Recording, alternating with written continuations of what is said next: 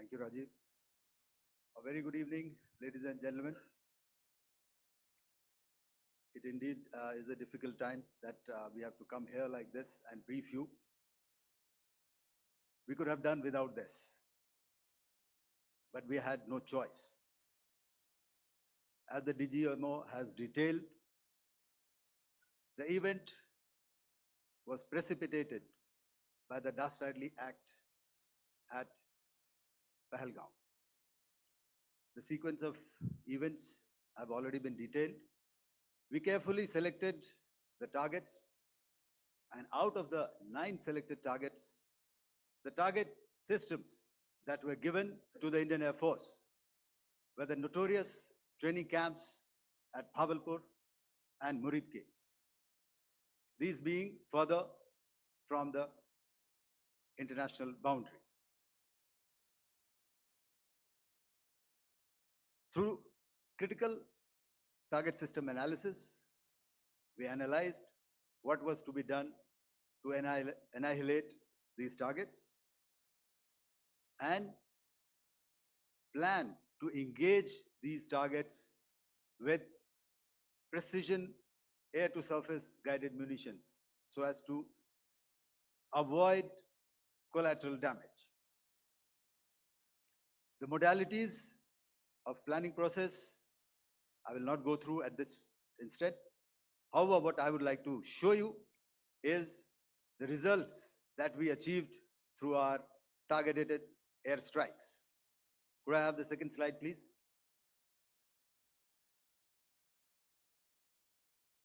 Yeah, change, please.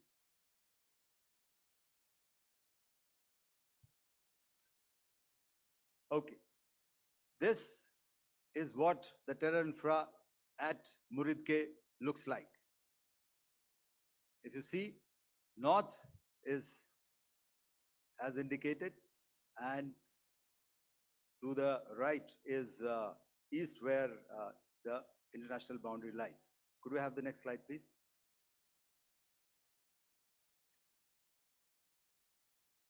Orientating. Just go back one slide. Okay. Please have a look at this red building, the series of buildings out here, and this empty ground. Next. If you relate, the empty ground is here, and you see this is the first weapon that is impacting. This is the impact point number 1 on Muridke training camp with our precision guided weapon on early morning 7. Next, please. Keep your eyes glued for the second weapon coming in and the second impact on the selected target point. Next slide, please.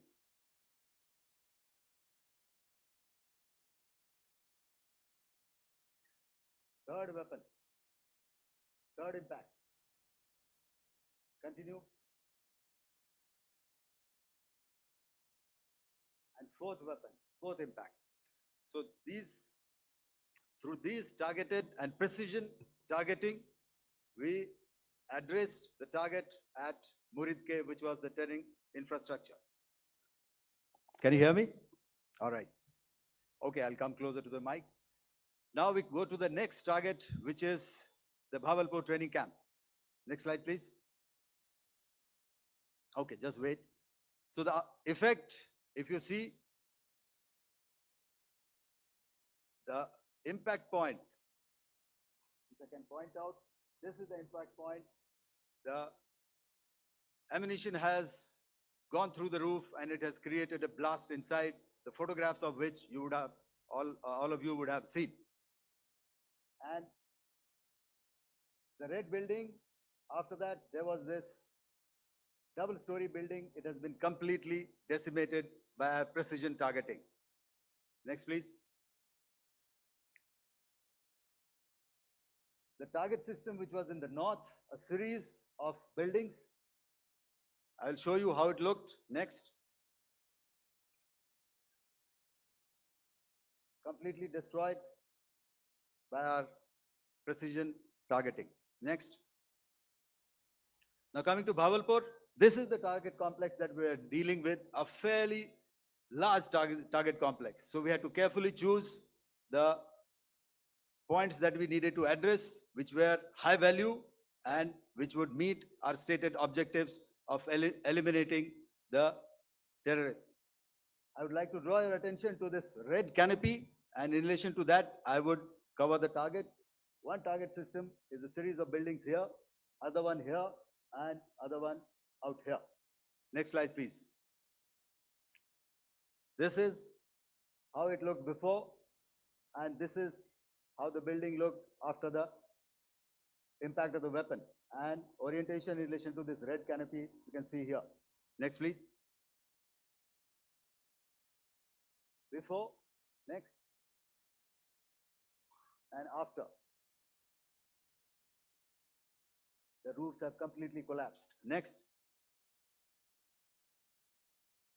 This is the target system. Next. Precision targeting, and we have achieved our objectives here. Next. All right, so that was what we did on the 7th. Our objective was to address these two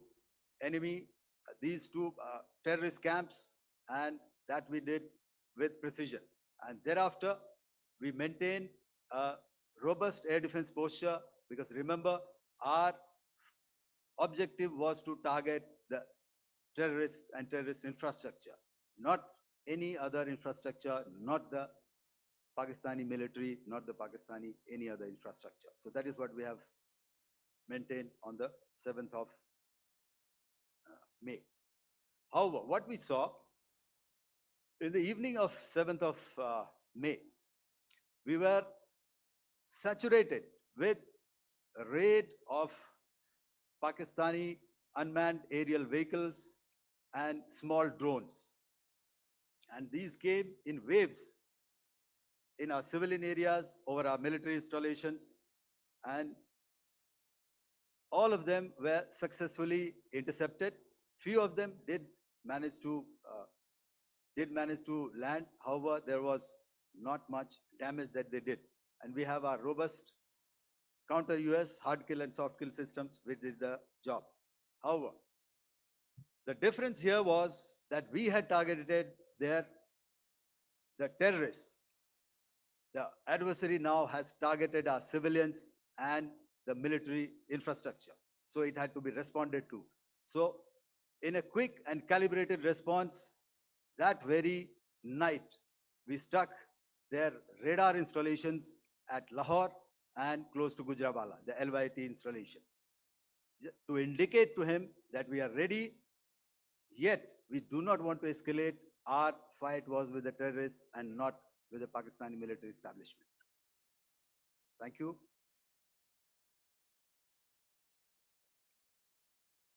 Thank you, Air Marshal Bharti. So, ladies and gentlemen, he's outlined operations not only on the night of 6th and 7th of May, when Operation Sndoor commenced, but also on the subsequent night. Being well aware and familiar with the congenital and impulsive nature of our adversary, and even though we did attempt to reach out and communicate our compulsions to strike at the heart of terror to my counterpart in the immediate wake of Operation Sndoor, the request was brusquely turned down, with an intimation that a severe response was inevitable and in the offing. We were, of course, prepared. Operations on the 7th and the 8th, Air Marshal Bharti spoken about. On the night of 8th and 9th of May, they flew drones and aircrafts into our airspace all across the borders and made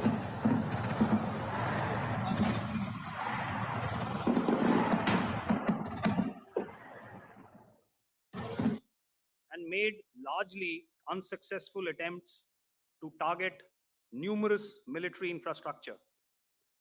Violations on the line of control by Pakistan also commenced yet again and precipitated into fierce arty engagements.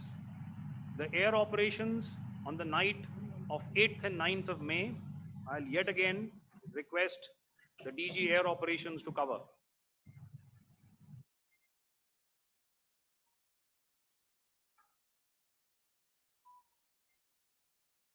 So I just covered what happened on the night of 7th and 8th. What we found that on the night of 8th and 9th, starting as early as 22:30 hours, our cities had a mass raid of drones, unmanned aerial vehicles, UCAVs, starting right from Srinagar, going down right up to Nalia. It was a mass raid in waves and it was relentless. However, we were prepared and our air defense preparedness ensured that there is no damage on ground or to any of the intended targets that the enemy might have planned for. The difference between 7th night and 8th night was that on 7th night, he sent in his Yeha class of UAVs. However, these UAVs can go some distance, they are armed. However, on the 8th, less numbers of armed UCAVs were there or UAVs were there, and more numbers of quadcopters, maybe for surveillance or just for harassment of civilians. This continued till midnight. Our air defense preparedness ensured that there was no damage on the ground, either to the military installations or to the civilians. However, the enemy had yet again shown that he wanted to up the ante and he wanted a fight, and we were up to the task. In a measured and calibrated response, we once again targeted his military installations, which included his SAM sites at Malirkant. This also included his surveillance radar sites at Lahore and close to Gujranwala. These were suitably addressed, and thereafter his drone attacks continued even till morning, which we countered, and during the daytime there was some respite. Here I would like to bring out another aspect. What we found was that while the drone attacks were being launched from somewhere close to Lahore, enemy had allowed his civilian aircraft to also continue to fly out of Lahore. Not only his own aircraft, but international passenger aircraft, which is quite insensitive, and we had to exercise extreme caution, even at the cost of some tactical disadvantage, to ensure that there is no damage to any of the civilian aircraft. And this was also brought out in our press briefing during the day. So I will now hand over to my colleague to cover the events of 9th onwards. On land, we also undertook certain measures such as deployment of air defense and electronic warfare assets to establish an integrated grid with the Indian Air Force. And I have seen and heard some of you wax eloquent about the benefits of such an architecture when it comes to negating and combating air intrusions. We also carried out deployment to include movement of our forces in the land, sea, and air domains. The night of the 9th and the 10th of May saw similar intrusions by drones and aircrafts. And this time, there was a concerted effort to target airfields and some very, very important logistic installations, albeit yet again unsuccessful and denied gallantly and efficiently, I must say, by the integrated Indian Air Force and Indian Army Air Defense. We further strengthened our deployment and also initiated some pressure points to send a very clear and unambiguous message to the other side to desist from any misadventures on land. Some of the airfields and dumps saw repeated attacks in waves from the air. All were thwarted. The Pakistan Army has reported to have lost approximately 35 to 40 personnel in artillery and small arms firing on the line of control between the 7th and the 10th of May. What the other side had probably also not reckoned with was the speedy and precise turnaround and hit back by the Indian Air Force. And I will yet again ask Air Marshal Bharti to speak about these significant and game-changing strikes. I will thereafter request Vice Admiral Pramod, my colleague and Director General of Naval Operations, to tell us about some very telling naval maneuvers in the Arabian Sea that exerted pressure on the night of 9th and 10th of May. Over to you, sir. Commencing about 2000 hours, that is 8 p.m. local time, on 8th of May, several Pakistani unmanned aerial systems, drones, combat vehicles attacked multiple IF bases.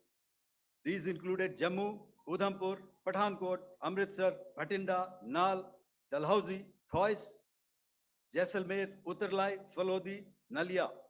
These were almost simultaneous and they came in waves. All our AD guns and other systems were waiting for them. All these waves were neutralized by our trained crew using the air defense systems that they have. And also, some of them were utilized using our legacy systems like Pechoras and IF Summer, which we have recently acquired. And some were neutralized by the Garud snipers. There was no damage on ground from these incursions and these mass raids, if I could call them, from the Pakistani side.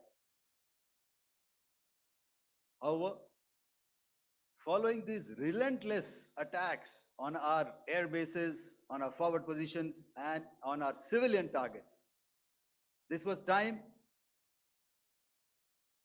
to convey some message to our adversaries. And therefore, a decision was taken to strike where it would hurt. And towards that, in a swift, coordinated, calibrated attack, we struck his air bases, command centers, military infrastructure, air defense systems across the entire Western Front. The bases we struck include Chaklala, Rafiki, and mind you, Chaklala is Islamabad. Rahim Yar Khan, Sakar, sending a clear message that aggression will not be tolerated. This was followed by strikes at Sargoda, Bholari, Jacobabad. We also struck the C2 centers at Murid, the UAE complex at Murid, Rafiki, radar at Chunia, which I will show you, Rahim Yar Khan airfield, and the unmanned combat aerial vehicle hangar at Sakar. I would like to reiterate here that we have the capability to target every system at these bases and more. However, it was only a measured response to instill good wisdom to our adversary to refrain from further escalation.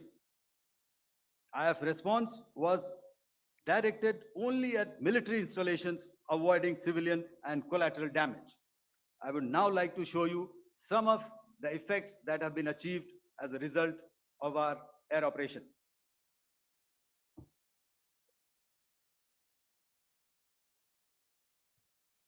Here is the Pasroor air defense system, if you could see. Zoomed up view. This is the radar mounted on a high tower. And after the strike,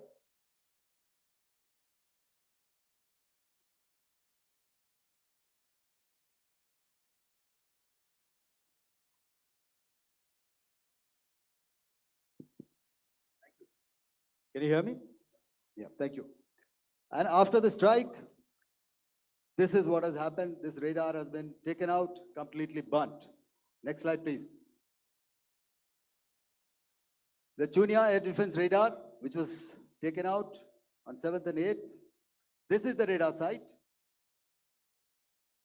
A blown up photograph, once again, on a tower, not very clear, but what you see very clearly is the after effect after we have stuck. The radar head has been completely decapitated. Next slide, please. Arifwala air defense radar. In this complex, you see how it looked before, blown up image, and after really blown up. Next. Now coming to Sargodha airfield. Remember, this is one of their important airfields wherein they have a lot of assets, F-16s, other assets which they keep getting, training institutes. And we have stuck this airfield. It is not, if you zoom in here, then one impact point here on the runway and second impact point of our weapon, precision weapon on the runway. And if you see this blown up, repairing going on. Same here. Next. Rahimyar Khan. This is the area we have stuck. A deep strike out here and one complex here. So this is how it looked before, and same, you see a big crater, another crater here, and this complex, after strike, neutralized. Next. Chaklala airfield, Noor Khan, once again a major air base, a lot of their logistic assets out here. This was the chosen complex that we intended to strike and convey a message. Next slide, please. This is how it looked before, and this is how it looked after our strike. Next. Sakar. We chose the radar site at Sakar. This is the radar site, and after it was struck, this is the aftermath, completely burnt out. Next, please. Aircraft shelter. This is how it looked before the strike, and this is how it looked after the strike. The roof of the buildings completely caved in and burnt. Next. Bolari airfield, aircraft hangar. This is how it looked before, and this is how it looked after the precision strike. Next. Jacobabad, aircraft hangar, and this is how it looked after. Next. So what I'm trying to convey here, ladies and gentlemen, is to start with, our fight was neither with the Pakistani military nor with anybody else who's there on the other side. Our fight was with the terrorists. We neutralized the terrorists that we selected to be neutralized, and thereafter, we only maintained the air defense posture. However, we were relentlessly pounded by waves after waves, night after night, by his UCAVs, by his drones, and by his other unmanned aerial systems. And that left us with no choice but to retaliate, and yet our retaliation was calibrated, it was graduated, and it was proportionate. Thank you.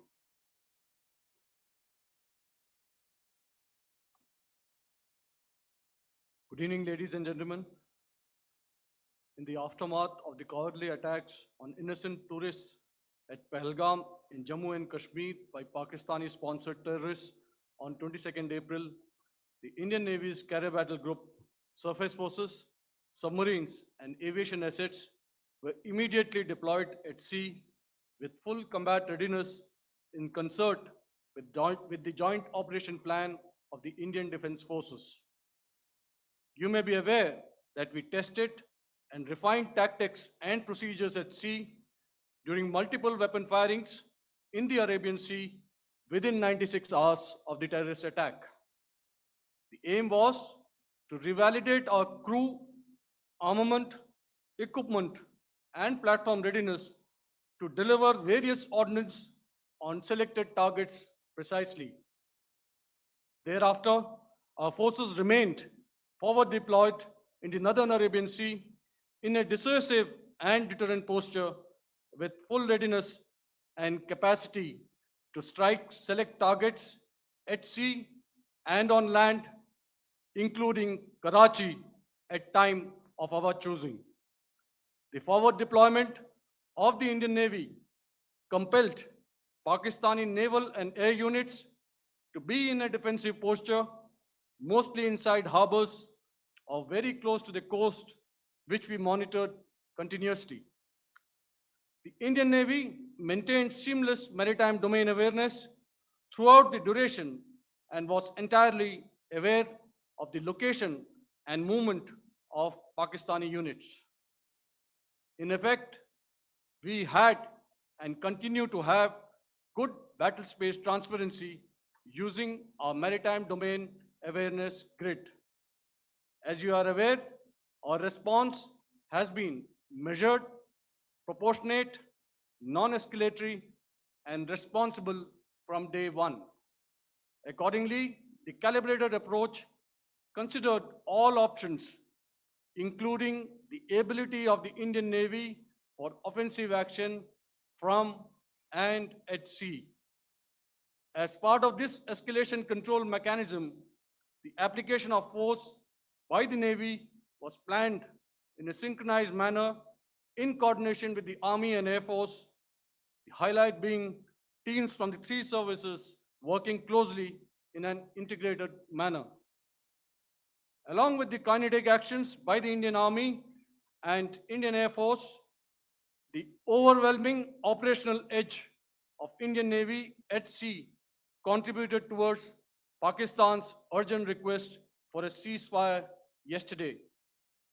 As we speak, Indian Navy remains deployed at sea in a credible deterrent posture to respond decisively to any inimical action by Pakistan or Pakistan-based terrorists. Thank you. Samnovarna, Jai Hind. Now I'll hand over to Director General Military Operations for further proceedings. Ladies and gentlemen, on the 10th of May, in the morning, even as we were getting into a huddle to wargame the events of the previous night, a routine exercise, I received a message on hotline from my counterpart in Pakistan seeking my willingness to communicate. Since our initial aim was to strike at terror camps, and all our actions in the subsequent days were in response to the intrusions and violations by the Pakistan Air Force and its army, it was decided that I would indeed speak with my counterpart. You are already aware, I've seen it being covered on national television, that my communication with the Pak DGMO was conducted at 15:35 hours yesterday and resulted in cessation of cross-border firing and air intrusions by either side with effect from 1700 hours 10th of May, after he proposed that we cease hostilities. We also decided to further speak on the 12th of May, that's tomorrow, at 1200 hours, to discuss the modalities that would enable the longevity of this understanding. However, disappointingly, and must I add, expectedly, it took only a couple of hours for the Pakistan Army to violate these arrangements by cross-border and across the line of control firing, followed by drone intrusions across the expanse of the Western Front through last night and in the early hours of the morning today. These violations were responded to robustly and dealt with as they must be. We have earlier today sent another hotline message to my counterpart highlighting these violations of the understanding between the DGMOs on the 10th of May, and our firm and clear intent to respond to these fiercely and punitively, if repeated tonight, subsequently, or later. In this regard, I must inform all of you that the Chief of Army Staff has earlier today conducted a security review and has granted full authority to our army commanders for counter actions in the kinetic domain in case of any violation by Pakistan. In the end, I pay my solemn homage to my 5 fallen colleagues and brothers from the armed forces and civilians who have tragically lost their lives in Operation Sindoor. Our hearts go out to the bereaved families, and we express our solidarity to them in this lifetime and beyond, at this grave juncture in their lives. Their sacrifices shall always be remembered and spoken of in glowing terms by a grateful nation. We have thus far, ladies and gentlemen, exercised, and my colleague Pramod highlighted this, immense restraint, and our actions have been focused, measured, and non-escalatory. However, any threat to the sovereignty, territorial integrity, and safety of our citizens will be met with decisive force. Jai Hind. Okay, ladies and gentlemen, we are now open for questions. All right, now, since I would not know all of you, I would expect you to please raise the placard or your hand, and once I indicate, I expect you to please give out your name and the media group that you belong to. Keep your questions short so that we can take as many questions as possible. Also, ladies and gentlemen, kindly bear in mind that confidential aspects may not be answered by the 3 DGMOs. Right. I've got a lot of hands there. Let me start from the left. Left foot always in front when we start marching.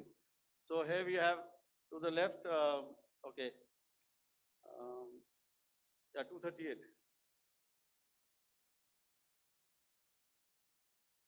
Hello. So this is Manas Pratimhuyan from PTI, Press Trust of India. So the understanding that was reached yesterday on stopping the military operations and actions, was it for just 3 days? And what would be the cost escalation if there is violation of this understanding by the Pakistani side? And my subsequent question would be that we have a kind of ceasefire agreement with Pakistan that was finalized in 2003.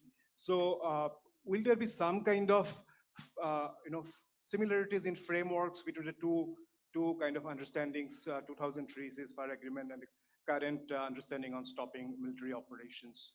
And again, what are the cost that will be incurring on Pakistan if Pakistan again resorts to this kind of terrorist activities, because we have made it very clear that the cost will be very high. So I would like to have your thoughts on it. Okay, so I'll answer the latter part of the question first. I also want to add that while the initial ceasefire agreement, as you correctly pointed out, is of the 2003 vintage, but I must remind you that in 2021, in the month of February, and this was then when the crisis in Eastern Ladakh was also on, the 2 DGMOs had spoken and arrived at a ceasefire understanding that lasted right up until this unfortunate attack at Pahalgam. Once our Foreign Secretary had announced the decisions of the CCS in the immediate wake of that attack, he had announced certain measures, And then, of course, Pakistan had in turn made its own announcements. Since then, there have been certain violations of this ceasefire understanding. And of course, after the 7th of May, like I pointed out during my statement, that there have been numerous violations on the line of control, especially, and of course, along the international boundary by the Pakistan Army and the Pakistan Air Force. This understanding that we spoke about yesterday, no, it was not for 3 days. It was first to stop aggressive and hostile activities immediately, let that order and direction settle down for about 36 hours, and thereafter discuss modalities, like I said, to ensure its longevity. That is tomorrow on the 12th of May. But unfortunately, we had a violation starting at approximately 1900 hours last night. And we've sent a communique, like I said, to the Pakistan Military Operations Directorate. And we will await to what happens tonight. All right. I will, The cost escalation, I'll leave it to your best imagination. I've already said that the response will be fierce and punitive. now, the right foot forward. Yeah.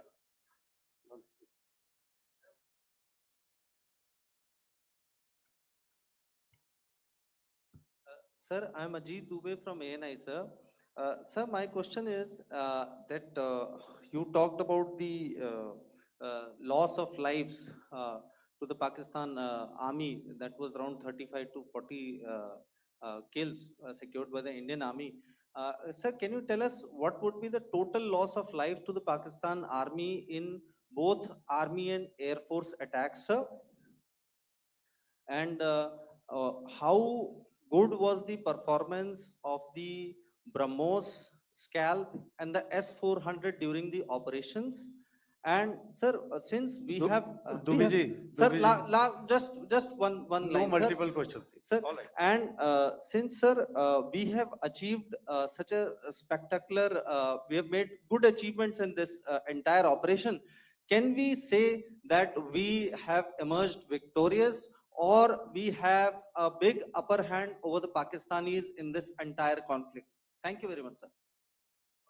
So I'll answer the question about the loss of lives on the other side. Of course, there are various means to ascertain that number. There is information from various agencies that come in. There are, of course, on the line of control, other ways to find out as to what has been the effect of what you are doing there in ceasefire violations. So therefore, I mentioned 35 to 40 on the line of control. And please remember that once Operation Sindoor was launched, the responses of the Pakistan Army were also on Indian Army or the Indian Armed Forces infrastructure. Let me put it that way. So that's why I did not cover casualties of the Pakistan Army, at least in the initial phases of battle, because those were not our targets. Our targets were terror oriented. And of course, later, once they launched air intrusions and air operations on our infrastructure, we've used heavier weapons, and of course, there would have been casualties, but those are still being assessed. The effects of the weapons that you mentioned, I will request Air Marshal Bharti to apprise all of you about those. Good evening, Mr. Ajit. How are you? Ajit, okay, the meeting sometime. I never mentioned about any of the weapons that we use. Check. Okay. What I was saying, that I never mentioned of any of the weapons, the caliber that we used.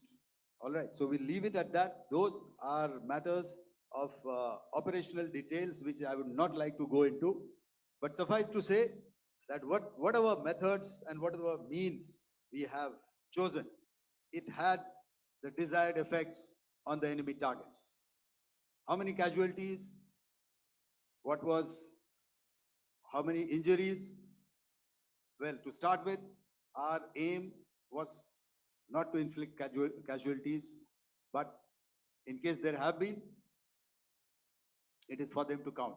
Our job is to hit the target, not to count the body bags. And the last part of your question, I wonder if you read out the tweet on ADGPI at midnight once we'd done what we had to in Operation Sindoor. And that's credit to my friend here on the left. Justice has been served, Ajit. That is all that I will say. Ajit, no, I'll request you to, refrain putting words into his mouth. All right.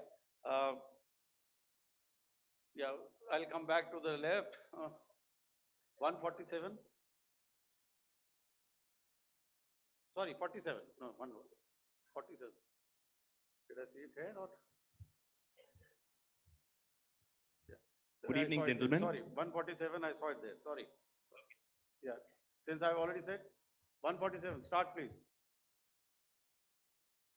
Hi, sir. Good evening. This is Shivam Patel from Reuters News Agency. Thank you for giving me the opportunity.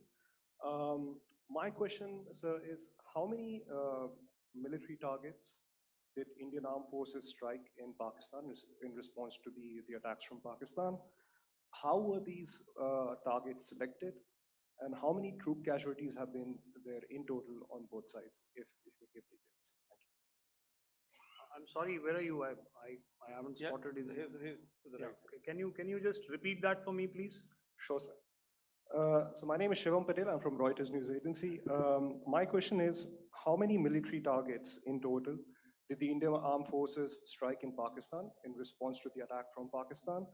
How were these targets selected? And how many troop casualties have been there on both sides, if you can? So you're speaking of the targets that I mentioned in the wake of the attack at Pahalgam, right?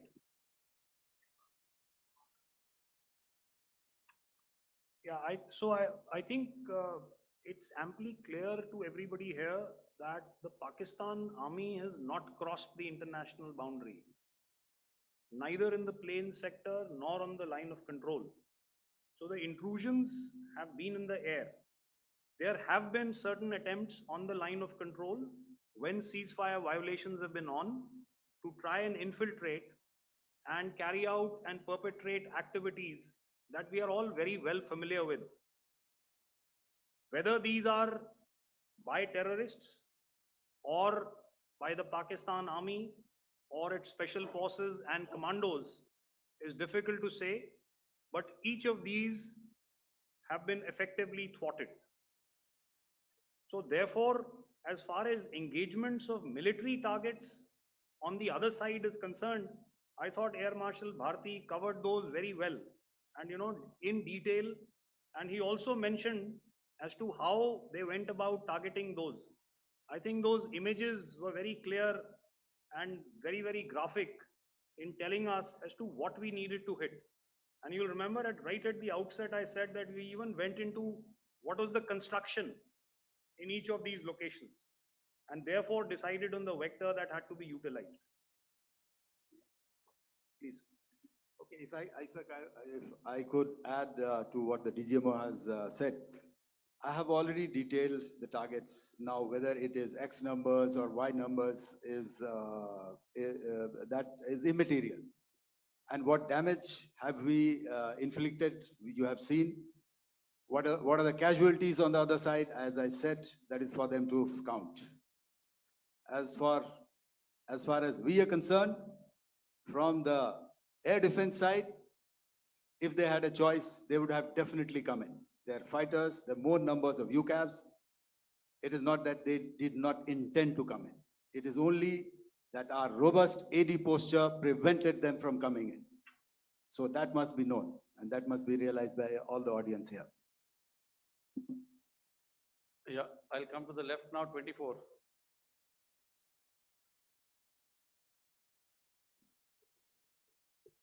Good evening, sir. This is Anvesh Rath from Z. Sir, I wanted to know on the first briefing, which was done by FS and two representatives from Air Force and Army, you showed a list where there was 21 places in that list. You have stuck 9. are more operations going to be held? Is Operation Sindoor still on? And the second question, thank you, sir. Thank you so much. And also, I Thank- want to congratulate all three of you for a fantastic operation that you guys have done. Thank you so much. Thank you so much for that one question. Yeah. Sir, the question. Unfortunately, Rath, is that your name? I'm sorry. You know, as far as operational details are concerned, I am not in a position to share those right now. But I think I'll take a cue from Pramod. You know, he said towards the end that the Indian Navy is still in a posture that is deterrent. And I have already made it very clear towards the end of what I said that it's only a couple of hours ago that the Chief of Army Staff has carried out a security review and he's authorized our army commanders to deal with violations of any kind from across the borders in a manner that they deem fit. So again, to reiterate, the response will be fierce and it will be punitive.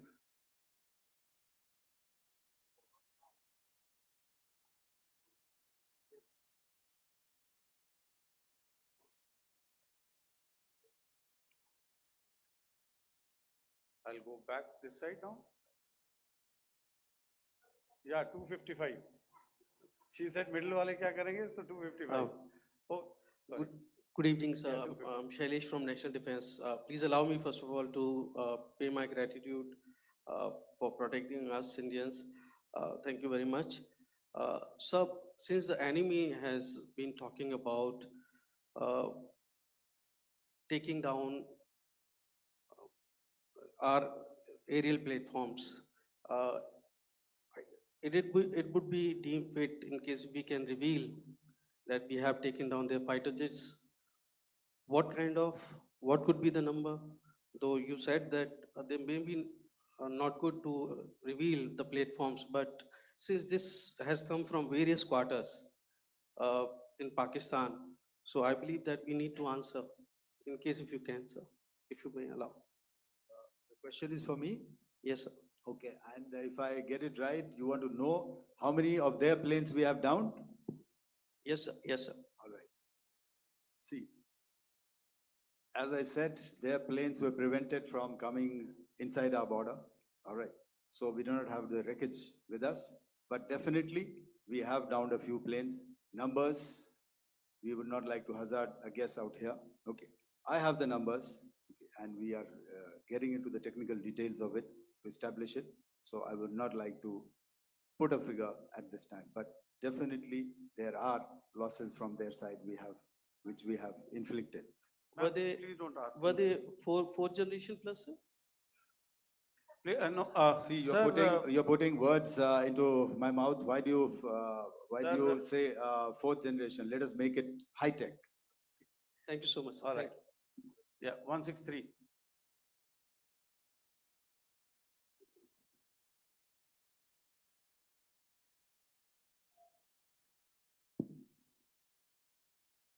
तो मैं मंजीत नेगी हूँ आज तक से। मेरा सवाल ये है कि इस पूरे ऑपरेशन में जो आतंकी ठिकानों को निशाना बनाया गया, क्या नंबर्स कुछ बता सकते हैं कितने आतंकी मारे गए? कुछ नाम सरकार मतलब कुछ नाम मीडिया में आए भी हैं जो बड़े उसके मास्टरमाइंड थे। और एक सवाल जो आज एयरफोर्स ने भी ट्वीट किया कि ऑपरेशन सिंदूर अभी जारी है और सरकार की तरफ से भी कहा गया। और पिछली बार जब विदेश मंत्रालय की प्रेस कॉन्फ्रेंस पहली हुई थी उसमें वो लिस्ट दिखाई गई थी कि 21 टेरर कैंप आइडेंटिफाई किए गए हैं। तो क्या जो बाकी बचे हुए टेरर कैंप उन पर भी कार्रवाई होगी? और एक नंबर अगर आप बता पाएं कितने टेररिस्ट मारे गए? Manjeet ji, 3 questions. The third one has just been asked here before. So 21 this thing. So I'll request the first two to be answered so that we have more number of people who can ask. Manjeet, जब मैंने statement दिया तो मैंने शुरू में ही कहा कि जैसे ही ऑपरेशन सिंदूर कॉन्सेप्चुअलाइज हुआ तो हमारा जो पीछे की कार्रवाई होती है स्पेड वर्क और टारगेट्स को आइडेंटिफाई और एनालाइज करने की कार्रवाई शुरू हो गई थी। मैंने जब स्टेटमेंट दिया तो मैंने बताया कि बहुत सारे थे, हमने 21 दिखाए होंगे और भी हैं, लेकिन वो लिस्ट फिल्टर करते करते 21 तक पहुंची। अब क्या आगे एंगेज किए जाएंगे?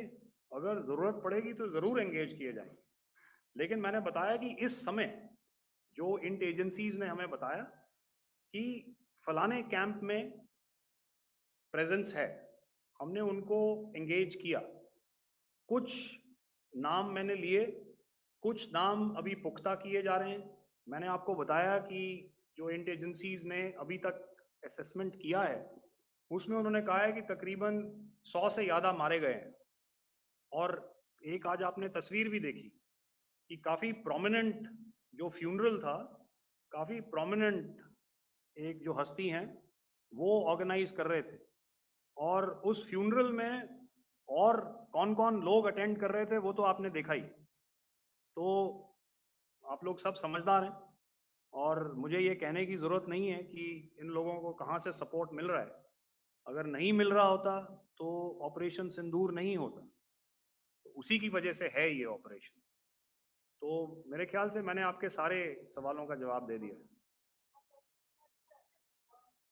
Ma'am, Sir, next is from 17. Sir, मेरा नाम अंजू निर्वाण है, TV9 भारतवर्ष से। सर, मेरा सवाल ये है कि ऑपरेशन सिंदूर में हमारी जो इंडियन नेवी है उसके बारे में सर थोड़ा सा बताएं कि किस तरह की उसकी भूमिका रही, क्योंकि हमने इस दौरान सर देखा कि बहुत सारी स्पेकुलेशन भी रही और ये बोला गया कि कराची तक हमारी नेवी ने ऑपरेशन किया है। तो सर इस पे थोड़ी सी क्लैरिटी चाहिए। और सर हमने कौन कौन से फाइटर एयरक्राफ्ट डाउन किए हैं, अगर उसका भी थोड़ा सा क्लैरिटी मिल जाए तो अच्छा रहेगा।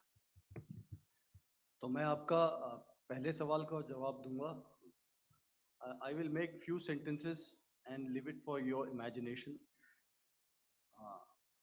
First of all, as I mentioned, we have quantitative and qualitative edge to deliver a massive blow to our adversary, and we completely dominate in the maritime front. Indian Navy's action is part of the escalation ladder mechanism which we have worked out amongst three services.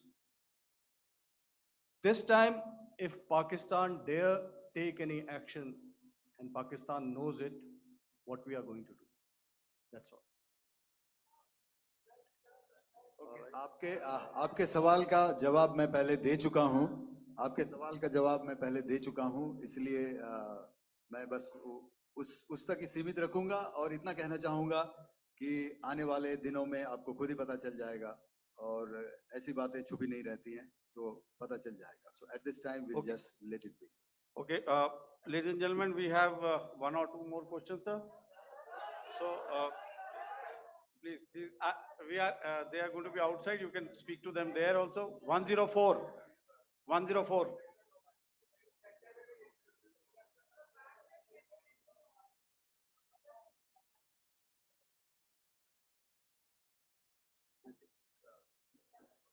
Yeah, ask, sir.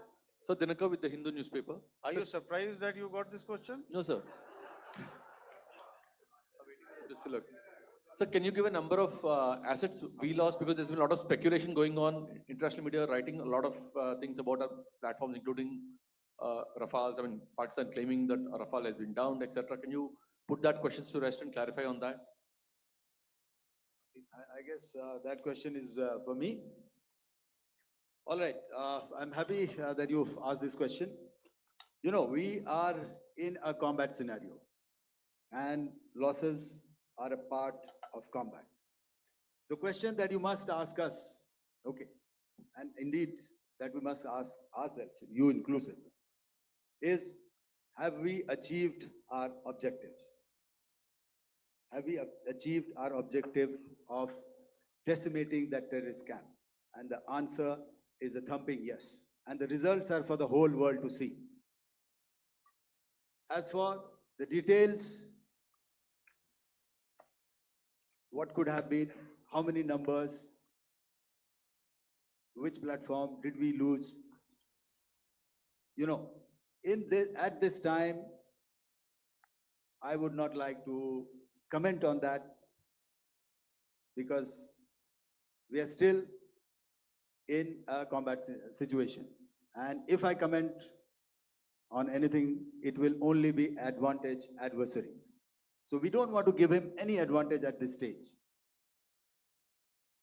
All I can say is that we have achieved our objectives that we selected, and all our pilots are back home. Thank you. Okay, hold, please don't, please be civil here. So we'll have 220 now. Hello sir, this is Anita Chaudhary sir from Swadesh newspaper. मेरा सवाल है क्योंकि ये हमारे जो पहले जो action रहा वो आतंकवाद के खिलाफ रहा, तो आतंकवाद में अजहर मसूद की तरफ से एक बयान जारी किया गया था जिसमें उन्होंने कहा कि हम इसका बदला लेंगे और जाल जाल रुलाएंगे। तो क्या अगला, अगर खुदा न खास्ता अगला टेरर अटैक किसी भी तरह का होता है तो क्या उसे एक्ट ऑफ वॉर में हमारी तरफ से लिया जाएगा और उसका क्या माकूल जवाब दिया जा सकता है? मेरा इसमें सिर्फ एक ही जवाब है आपके लिए कि हमने अपनी कार्रवाई करी। हमने उसके बाद मैंने अपने स्टेटमेंट में भी बताया कि ये कम्युनिकेट करने की कोशिश करी कि हमने इस तरीके से ये जो स्ट्राइक्स हैं वो क्यों की। लेकिन जो हमारा एडवर्सरी है उसने जैसे मुनासिब समझा वो कार्रवाई करी। तो आपने देखा कि ये जो एक्टिविटीज चल रही हैं 3-4 दिन से, ये कोई वॉर से कम नहीं है। नॉर्मल सर्कमस्टांसेस में एक दूसरे देश की एयर फोर्सेस हवा में नहीं उड़ती हैं और एक दूसरे के ऊपर स्ट्राइक्स नहीं करती हैं। हर रात इंट्रूजन्स नहीं होते हैं। लाइन ऑफ कंट्रोल पर सीज फायर वायोलेशंस, आपके एक साथी ने सवाल पूछा था शुरू में, एक सीज फायर अंडरस्टैंडिंग था, वो भी जा चुका है। उस सीज फायर अंडरस्टैंडिंग के जाते जो फायरिंग हो रही है लाइन ऑफ कंट्रोल में, उसमें घुसपैठ की कोशिश हो रही है। आमतौर पर ये घुसपैठ लाइन ऑफ कंट्रोल में टेररिस्ट करते हैं, लेकिन हमें इंफॉर्मेशन है कि हो सकता है ये पाकिस्तान आर्मी की टोलियां भी हों जो हमारे पोस्ट के ऊपर खामी पहुंचाने की कोशिश कर रही हैं। तो ये सारी एक्टिविटीज तो वॉर में शामिल हैं। तो ये कहना मुश्किल है कि आगे क्या होगा, वो स्पेक्यूलेटिव जोन में आ जाता है और मैं स्पेक्यूलेट नहीं करना चाहता। हर एक सिचुएशन अलग होती है और उससे एक तरीके से डील किया जाता है। मैं एक सवाल इसका मैं जवाब देना चाहता हूँ, 1 मिनट। हम जो मिलिट्री होता, our main job is to prevent war and maintain peace and stability. So it is not that our response is a graded response. That means अगर किसी ने किया तो उसको graded उसमें किया, जैसे terrorist action हुआ तो what we did is a terrorist action and then we destroyed all the terrorist camps. उसके बाद आपने देखा कि उनने थोड़ा सा कोशिश किया तो हमारे एयरफोर्स और आर्मी ने क्या किया, तो मिलिट्री टारगेट्स हैं उनको उनके ऊपर थोड़ा। So our aim is to maintain peace and tell our adversary that you do this and the response will be bloody. Okay, now as per the, please, we'll have 166 and 25, and after that, no more, please. Sir, this side. Ladies and gentlemen, please maintain, Sir, I'll this request side, you to sir. please be quiet. Jal Ghai, No, this side, sir. we have only 2 Sir, questions left, 166. Yeah, please start. So I'm Rahul Singh from Hindustan Times, sir.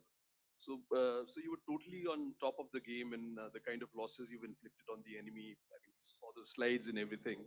So it kind of comes across that you were batting it 99 and you decided to declare your innings. What are your thoughts on that, sir?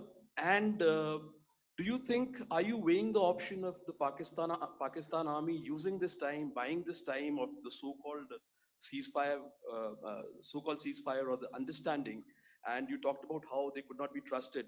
So buying time to kind of build up their war reserves, getting stuff from their friends like Turkey or China, are we considering that possibility, sir? Look, see, the call came from the Pakistani side to speak about cessation of hostilities. What pauses mean during such conflicts is known to everybody.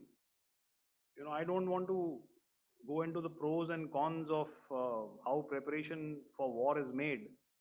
That is a process in itself. But I think my senior colleague here, the DG Air Operations, spoke, or he alluded at least, to what this operation was precisely and specifically meant for. And I think that's something that we achieved, right at the outset. Had we had the option not to go further, we probably wouldn't have. But we've been compelled to be in this situation.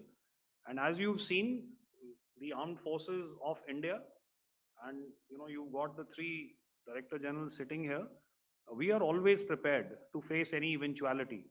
And like I said, that's for the sovereignty, the territorial integrity, and the safety of our citizens. So whatever has to be done will be done. I'm not so concerned about what Pakistan will do in this time. I'm only concerned about what we will do. We have a roadmap and a plan, and we will follow it diligently, and we will follow it to the T. That's the contention that I want to make here today. Ma'am, please. Okay, the last question, and ma'am, 25, she's been asking since the Sir. first part. Sir, I'm Nandita. Sir, She's not asking a question. Sir, I'm Nandita Dagar, DAGAR from DD News and DD India.